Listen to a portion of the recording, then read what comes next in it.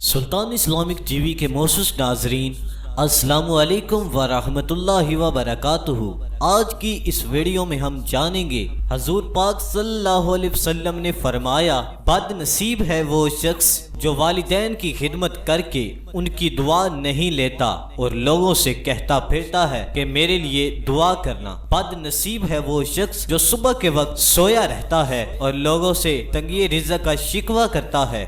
بد نصیب ہے وہ شخص جو نماز عشاء نہیں پڑھتا اور دعاؤں میں پرسکون نیند تلاش کرتا ہے۔ بد نصیب ہے وہ شخص جس نے ماہ رمضان پایا اور اپنے رب کو راضی نہ کر سکا۔ آپ صلی اللہ علیہ وسلم نے یہ بھی فرمایا، جس نے میری ایک حدیث سنی اور دوسروں تک پہنچائی، قیامت کے روز اس کے لیے میری شفاعت واجب ہوگی۔ دوستو، اگر آپ کو ہماری آج کی ویڈیو پسند آئی ہو تو ہمارے چینل کو سبسکرائب کریں اور اس ویڈیو کو لازمی شیئر کریں۔